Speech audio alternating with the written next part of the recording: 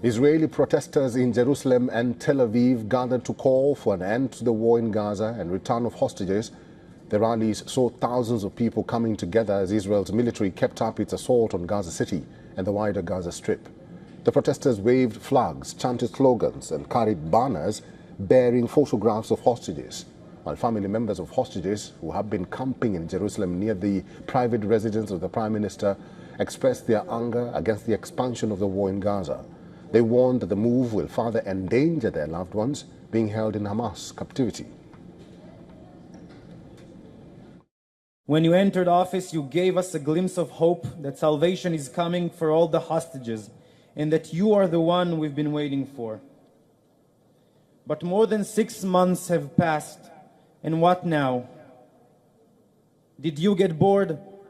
Are the hostages not that interesting anymore? Netanyahu is destroying your legacy, diminishing your achievements. Do the right thing for them and for us. End the war and be remembered as the one president who wasn't fooled and wasn't manipulated by Benjamin Netanyahu. End the war and give us back our loved ones that are rotting in Gaza. The protesters in Jerusalem marched down the Gaza Street before arriving at an encampment occupied over the 6 previous days, chanting, "We are not moving until they are back." We want the hostages now. They don't have any minute. They're talking about 30 days, 60 days. They don't have this time. They must come back now. They're dying. Netanyahu is not going to cut their war. We need help. Peace need help. We need help from the world. They shouldn't stop us at the border. They should stop this 120 government, the corrupted government. They're doing unbelievable things in Gaza, not under my name.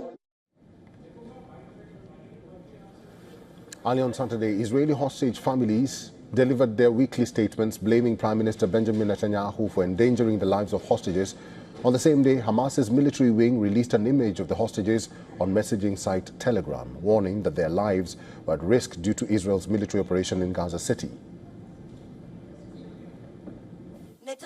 Netanyahu is just as familiar as us of the indications of the danger of occupying Gaza. He knows the danger that lies on the heads of hostages and soldiers' heads and decided with deliberate intent to sentence his citizens' death. Prime Minister is sentencing his citizens to death. For him, our children's blood is a political instrument. Saturday's protests came as some prominent Western countries are preparing to recognize Palestinian statehood at the gathering of world leaders at the United Nations General Assembly next week.